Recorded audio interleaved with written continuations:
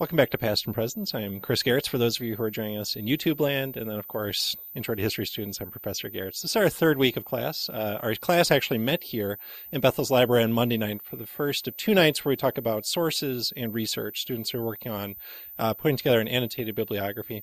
So we thought we'd spend an episode here in the Bethel Library talking about some of the connections between what our librarians do and also starting to point towards what are some careers you can do with history majors and minors, because library sciences fits really well.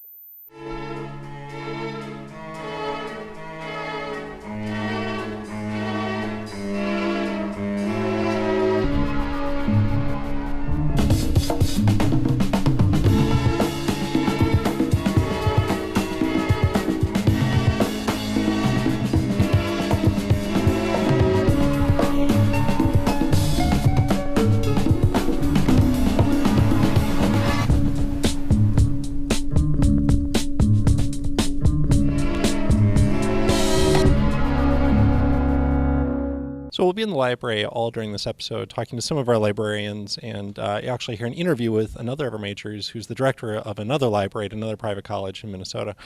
Right here by the display for the Library Research Prize contest. It's one of the many connections I think our department has with the library. Two of our students have won this contest in the past 5 years.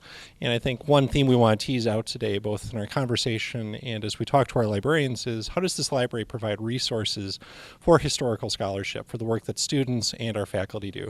So what we're going to do is talk to two of our librarians. You're going to hear from our alum who's gone to library sciences. But first, let's start a conversation as we talk more about the kinds of evidence that historians use. We'll hear from two of our professors this week. So we spent this past Monday students in the library, and so we thought we would do a couple of conversations about the nature of sources that historians use. We'll come back to primary sources next week and talk about the kind of evidence historians use when you do original research, but we thought we'd start with the kind of sources you're actually doing in the library with your bibliography exercise, secondary, and also maybe a little bit on tertiary sources. I don't know if we spend a lot of time here, but what's the difference between a secondary and a tertiary source? If I can answer that. Oh, did I put you on the spot? I guess when I think of a tertiary source, it's sort of like a clearinghouse or a warehouse of other sources that you can look at. So maybe. Yeah, I only mention it because I think a question that often comes up in my classes, maybe in yours, is can we use Wikipedia? So I looked at Wikipedia and they define tertiary source as a kind of consolidation of other sources. Like so a synthesis that's usually much shorter, very accessible. Yeah, I guess I think of encyclopedia articles as the typical so like tertiary Encyclopedia source. Britannica or, I don't know. Yeah. So maybe we can quickly address this Wikipedia question, which Yeah. I don't know if you get this all the time too. I mean, what do you tell students when they say, can we use Wikipedia? Are there appropriate uses within the kind of undergraduate research they'll do, or what are inappropriate uses for it? How do you use Wikipedia as a history major or minor at Bethel? I have used Wikipedia. So if I can use it, then obviously I think students can also use it. But I use it. We can be hypocrites too, that's okay. Well, no, I actually think that for me it's really useful in sort of seeing like what is the sort of popular consensus about the topic that I need to have a quick sort of overview of. And if it's a good Wikipedia source, it might actually have some bibliography at the end. That's actually very helpful in terms of now that I want something more reliable, here are places that I can start. So I use it for that. I guess I tell students it's a place you can start, but it shouldn't be your ending point. Right. And they have hyperlinks to terminology, vocabulary, like the extra sources. Sometimes there's images. I think it can just be helpful to kind of get a grasp of, okay, get a handle on it. Where do I go from here? So as a starting point, as a launching pad, I think it's appropriate. Yeah, I'd say exactly the same thing. I mean, I think an important skill actually is to learn how to read any source, but how to read, and that's one source you have to learn how to read, and there are ways to do it. I always tell students, especially if it's really important, like it's going to be a place that'll be a jumping off point for other research. There's a talk tab on any Wikipedia page. Click that to see what's been controversial about it, how it's been edited over time. If there's any kind of flagged neutrality question, that's where it'll tell you more. See, that's the fun part. That is the fun. That's the dirt that you got. That's the nerdy. So moving quickly then from tertiary to, I think the sources that students will be doing more work with, that they'll read in various forms in classes, secondary sources. I think a common point of confusion that I get from students is I'll tell them, well, I expect you to read academic monographs, scholarly works. and then they'll come back to me with something that's really clearly not academic. So what is the difference in your mind between an academic secondary source, whether it's a monograph or a collection of essays or a journal article, and maybe a more popular work of history that we would call a secondary source? How would you know that if you're a student looking at two different books side by side? How do you... Well, we do that in my class. We talk about, what are the differences and how can we tell the difference. And so we kind of line them up and say, well, what do we see as different? And one of the things that students notice is one will have a lot of citations and one might just have a summary at the end. Typically, if you would read the material, you would notice in the scholarly secondary source that there's a scholarly conversation going on in the text. So that's another piece of evidence for it. So those are a couple of things that students look for. Are they peer-reviewed? Can you find reviews of them? What types? Where are they being reviewed? How are they being reviewed? So those are some of the tips. Yeah, and if you want like really pragmatic, sometimes, if you turn the book over and you look at the author sometimes will say, this person has a degree in history. Right. Usually historians write the more academic sources and journalists write the more popular things. Also, if it's an academic press, so if it's University of Oxford or if it's Random House, Random House is probably going to be the more popular versus the academic. Right, and that's kind of the checklist we go through too. Is the press that it is, who are the people who are commenting on the book. But there are good scholars who do popular history, like Doris Kearns Goodwin, David McCullough. Some of those people do really good, solid work that can encourage the sort of popular reader to dig a little deeper. Well, that maybe is the question. I mean, academic, they both can be useful, right? It's not to say popular history is bad history. You have to think about what the purpose is you're using. And I think maybe if I can play the role of the student here, the difference I would notice would be footnotes or endnotes. Yes. Why do we have to put footnotes in our papers? What's the point of this? It seems like a lot of busy work. As a historian, why is that valuable to you that there are footnotes or endnotes, a bibliography? What is beneficial about that? Why do we make them do that discipline? Well, I feel like that's the best part of the book. I know, me too. Right? I'm with Diane on this. This is how you know a scholar. Yes, right, because you flip to the end, and there was just something that went around on the internet about how do you know a professional scholar from just a casual one. Is the professional scholar looks to the footnotes right away to see, because that's students. One of my questions when we read, one of the reading questions is, what did you notice about the footnotes, and how is that instructive to you? And one of the things that students begin to notice is this conversation that's happening among scholars. They notice the type of evidence that the scholar is using across the semester. When you keep asking that question, we can then do comparative. What kinds of evidence is this historian using? How is that different from the ones who have come before? What might be missing? So you can have those kinds of conversations. So it's essential. I tell my students it's one of the tools that we use. And to not use that tool, to not have that in your toolbox, puts you at a disadvantage. I think it's also just an act of scholarly courtesy, right? I sometimes tell students it's like leaving breadcrumbs for your research trail. Why are you going to force your readers? If it's somebody who's going to follow in your footsteps, why should you have to recreate all their research? It gives them a jumping off point to continue the conversation, to go back to that source. Maybe it sparks a different line of inquiry. And it's because it's the kind of agreed upon set of standards of how you write it. It's an easy language we all share. And not doing that is almost like, you go do the same work I just did all over again, and then you get to do your work. Well, and I think it points to the integrity of the discipline aspect of telling the story is, we don't have experiments in a room that, can be replicated in the same way, but our footnotes are one way that we say, yes, in fact, you can go and read this stuff, and you will see the stuff that I'm saying. You could redo this. You could. Right, yeah. Right. Yeah. And so I think that, it's not like anybody necessarily would do that, but I think it speaks to that we are being faithful to the discipline as well as telling the story. One of the things I'm most excited about in teaching the modern Middle East is the fact that in order for it to be modern, we have to really be focused on current events. That I want students to recognize that history is a living, breathing thing, that not only are they a part of it, but that it's being shaped all of the time. So particularly with the study of the Middle East, this is what's dominating current events every day. Kemal Ataturk is a fascinating figure that actually kind of serves as a his story provides this broader narrative to really even understanding the struggles of creating a modern Middle East and how the Middle East interacts with the rest of a global society. At the same time, it's fascinating to look at, and we will do this, things like the Iraqi national soccer team, the Iranian national soccer team. So I think that sports is such a huge part of Middle Eastern history and part of national identity, and understanding things like religious divides, understanding gender inequity, and also places where gender boundaries really get pushed, which is a huge theme in the course. So as much as I'm excited to focus on sort of big figures, I'm also excited for us to really actually be following soccer teams and cricket teams and things like that, to sort of see how those both unite and then also divide people, but how they're representative of a lot of these other societal issues.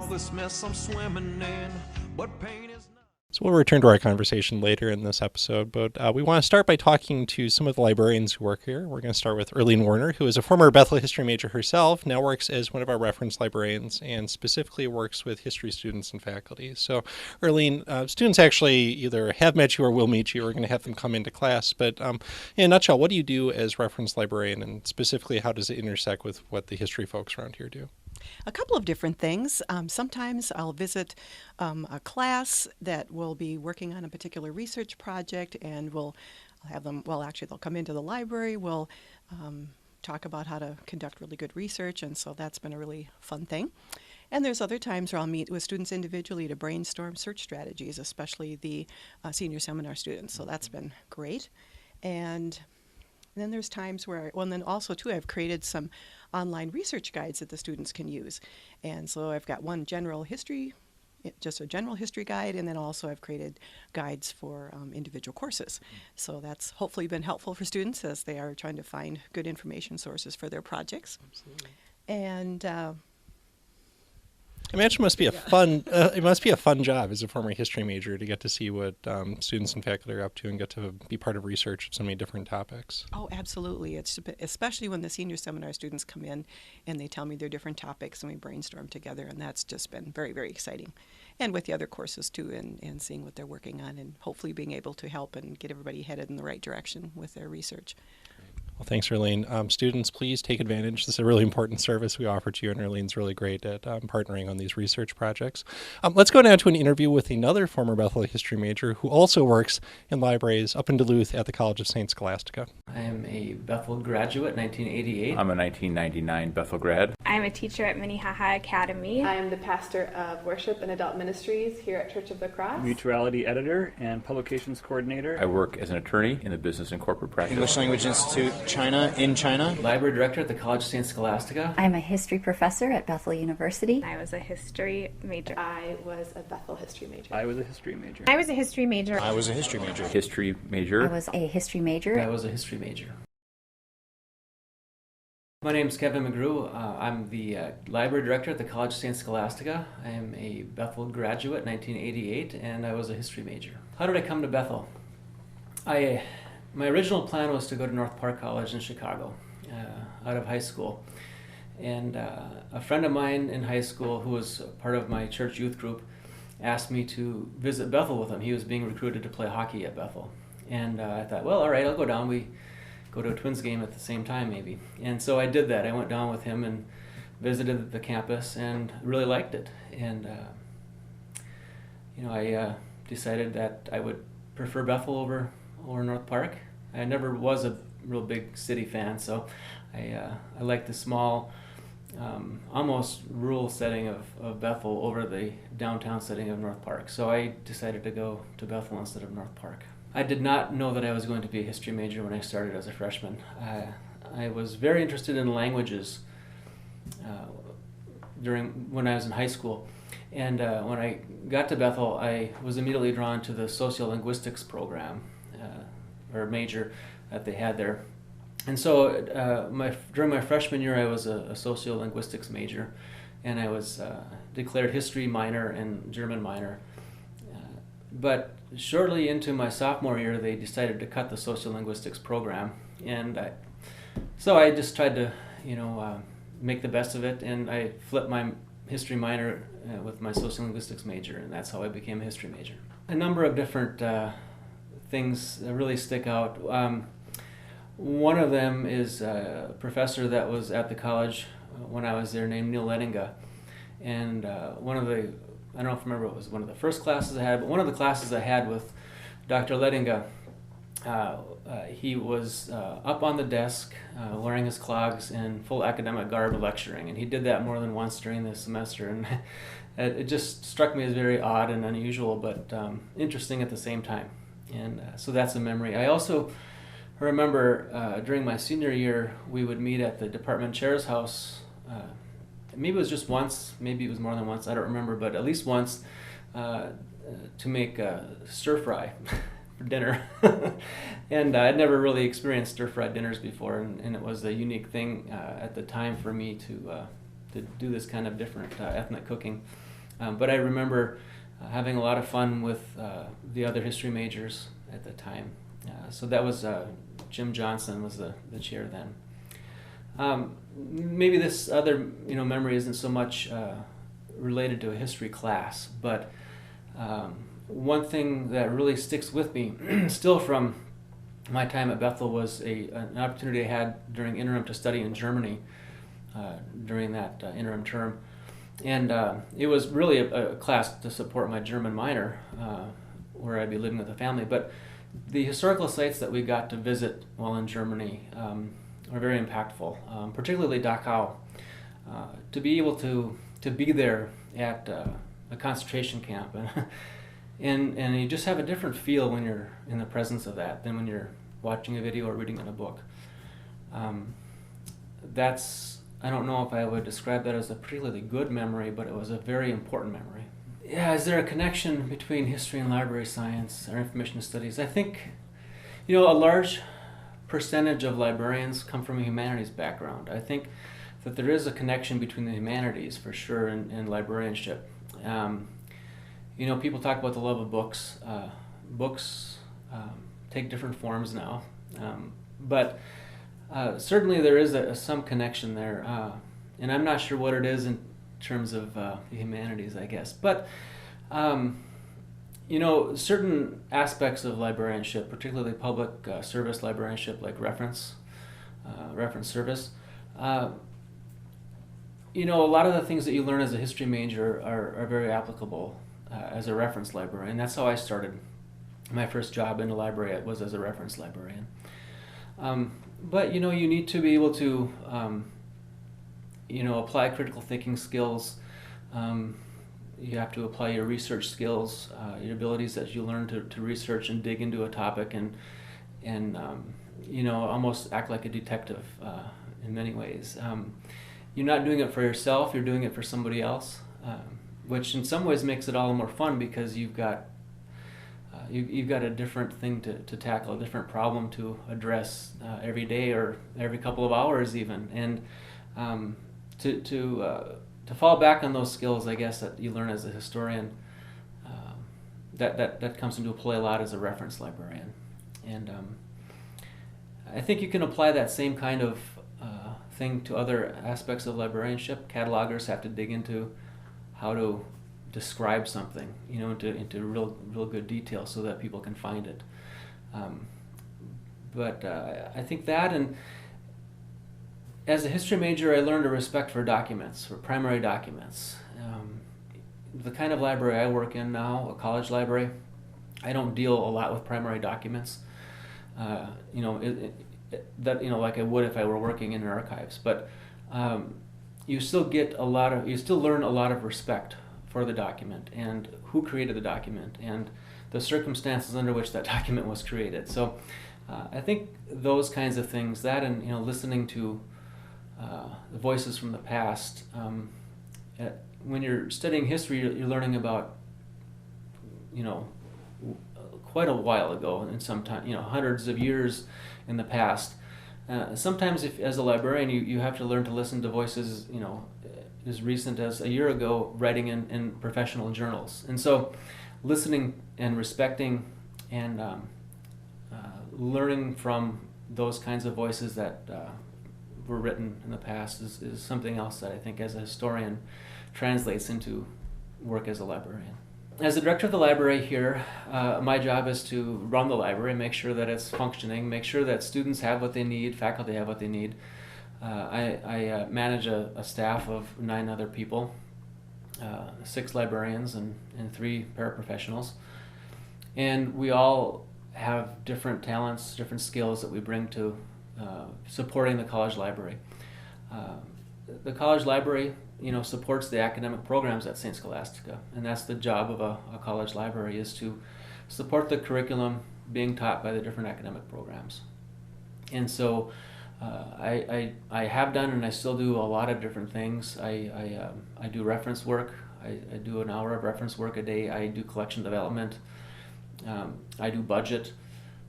I manage personnel, so I do human resource type things. So lots of different things as director. One of the things that Bethel prepared me for, I really didn't have a career path in mind when I started at Bethel. But as I progressed each year, I seemed to be able to focus a little bit more and more about what I wanted to do. And I would even say, even upon graduation, I wasn't crystal clear on what I wanted to do. But I knew I really liked doing research. When it comes to the different pieces as a history major, I preferred the research over the writing part. That was a better fit for me. And so I began thinking things through. So the research part really interested me, and I knew that I wanted to, at that point, a couple months after I graduated, I thought, librarianship sounds really good. I like the research aspect of that and helping people with that. And I think, Bethel helped prepare me for that career, and that it helped me sort through the different options I had. Also helped me prepare me with those life skills that I needed to move from maybe one discipline to another. While there are certain aspects of librarianship and history that are related, they are still very distinct disciplines. And to be able to communicate effectively across different disciplines and to think critically, that kind of preparation helped me to not only get into graduate school, but help prepare me to move into a different discipline and be successful in another discipline. Take your time, I guess. Let your personality and career develop, your career plans develop. Don't be in a rush. I know there are some disciplines, if you want to be a doctor, you need to get into pre-med right off the bat. I think as a history major, you have the luxury of letting yourself mature, letting your personality develop, and seeing what career paths match with that. It might not be the same in 4 years as it is when you're a freshman, and I think that's important. Don't rush things.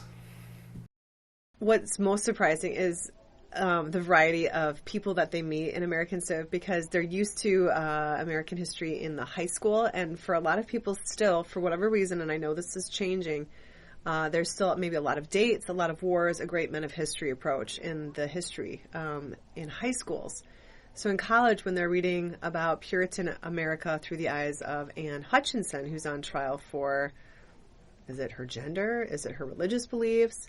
They're like, whoa, this is actually a lot more interesting than we thought history was back in high school. And I get it in a way I didn't get it in high school. We look at that period through primary sources. And so the textbook that we're using offers, for example, a glimpse into the Civil War from the perspective of nurses, and also indicates that this was then an entry point of women into the profession of nursing after the Civil War, and in a way that it wasn't available to them prior to the Civil War. The Boston Massacre topic, that's been a consistent one that we've been talking about through the years. And students sort of think that they know what that was, and it's, rah, rah, America, and, those terrible British, they massacred us. And then they read through the court transcripts, the depositions from the people who were there, and they realize, okay, this was a little bit more complex, and maybe those Americans shouldn't have thrown the snowballs and enticed the British to fire upon them, and maybe this is a little bit different than what we thought, and there's a little more sympathy for the British and for the complexity of the situation. That's usually plus we often will reenact that based on the descriptions of the depositions, and that's fun too.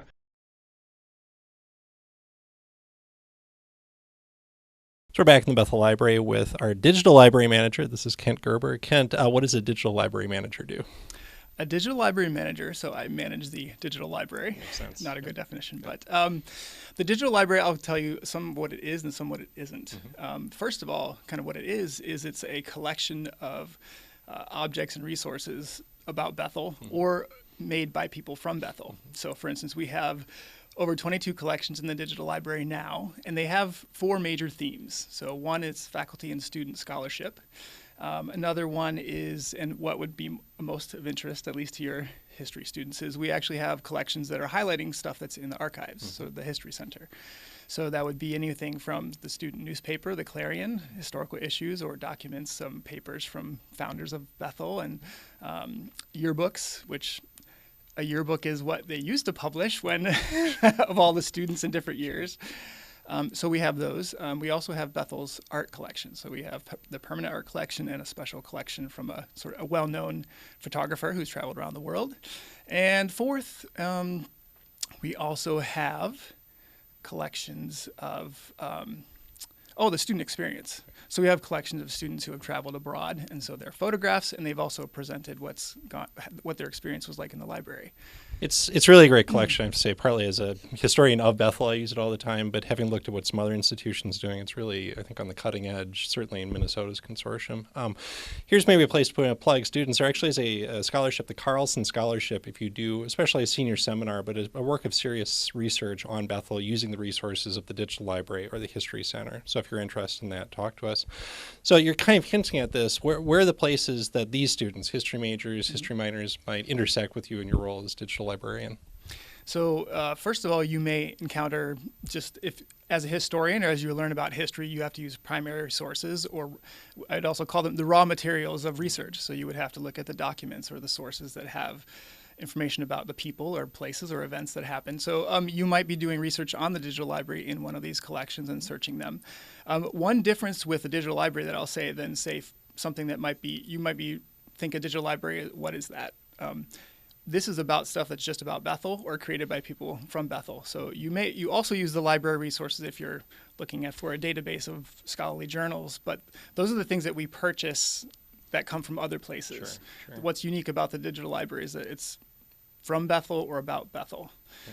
And so they might be doing research for those materials, but also we'd love to have students, as you hinted about the Carlson, to come and do research with the materials, either physical or digital, and how can we help with that process? Or even we'd love to have, we like students who have that interest to come work with us too. So I was going to say, a really interesting employment opportunity. Kent, at least occasionally, has the ability to hire TAs who can help with some of the digitizing efforts that are ongoing. So it's a really good opportunity for students. If you're interested in maybe discerning a calling towards library information science, archival studies, archival management, museum studies, it's really great that we can offer this, or working with Diana Magnuson in the archives itself. Thanks, Kent. Okay, let's return to our faculty conversation for this week about the evidence that historians use. So another tricky term, I think, for even history majors is historiography. My own experience was I didn't really encounter it probably until graduate school. Even having done kind of an independent senior thesis, I probably couldn't have told you what that is. So first, definition. What is historiography, if we use that term? Well, there's a boring one, but maybe Diana, I'm going to give Diana this one. Well, I don't know, No but question. I when I talk about it with my students, I really think of it as in a threefold way. Historiography is the body of work, so the body of, say we're looking at, I can't think of a good example off the top of my head. But History of slavery? History of slavery. So that body of literature would be its historiography. Historiography is also the act of creating that work. And I can't think of my third thing. Well, to a certain extent, I sometimes say it's the history of the history. The history of the history. Right, Yes, that's the boring one. That's the boring one, but it tells a great story. That's okay. And I do historiographies in my class with each unit. I'll do an historiography of slavery, and historiography of the early republic, and historiography of the Civil War, and historiography of Reconstruction. And in and of itself, historiography is fascinating. Yeah, it's a fascinating story. And one of the dreams that I have I tell my students I have these weird fantasies, and one fantasy would be is that at the end of the semester is to throw a pile of books in the middle of the room and to have students put them in order, because you could tell that historiographic story. How are they? What kinds of questions are they asking? What sorts of evidence do they have? Are they all male scholars? Are there, so those? I think historiography is just so cool, and it's really interesting. Well, I think it's helpful for students to see that even the great historians are influenced by the time that they lived in, and so they tell the story differently from somebody who comes 50 years later and is influenced by now talking about, say, history of slavery, is influenced by the civil rights movement and is writing about things very differently. Yeah, I say they're not historian. We aren't writing in a vacuum. We might be writing in a room with a naked light bulb hanging from the ceiling, but you are in the kinds of questions that you ask are driven by your time period, not the period that you're looking at. It makes sense. If one of the hallmarks of historical thinking is attention to context, it makes sense. Yeah, we want to pay attention. There's no view from nowhere when you write history. Right, and that's one of the questions, the reading questions I have for students is, what is the context of this historian? Who are they? What time period? What is their pedigree? What schools did they go to? Who were their teachers? I think it's also an important reminder. I talked to scientists enough to know that one thing they really value is the sense that they're a part of a community. That they're not solely responsible for the work they're building on others. They're in conversation with others, and I don't know how we keep talking about whether history is a science, but I think there's some of that you get when you do historiography.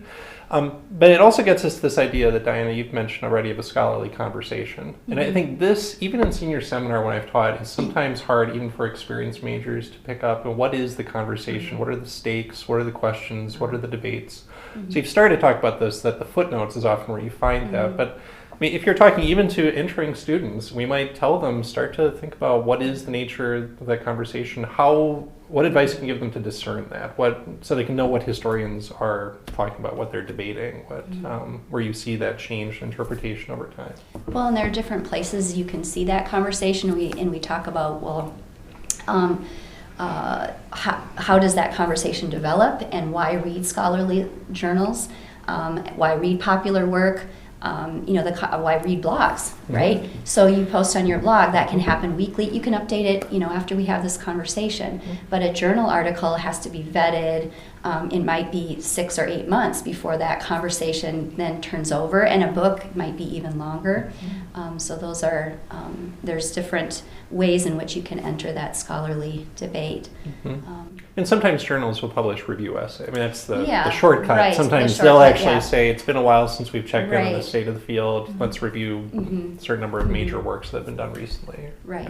And I think if students pay close attention, especially to the introductions of books and the first few paragraphs of an article, you can see that again reflected in the footnotes, that here is where they're engaging the conversation and saying, and this is what I'm hoping to add to the conversation, having sort of demonstrated that I know the conversation. Right. And here's why I think it's hard even for our best students, is because we don't live in a culture that likes to read anymore. Right. And our discipline requires it of us, and it requires a level of precision and care and commitment that I don't think our culture is developing in even our best students. And so you can't quickly get abreast of things. You do have to invest a little bit of time. And I think, to harken back to something we've talked about in an earlier conversation, history is not just the accretion of facts. And I think sometimes we're conditioned to read as if this is just done for information.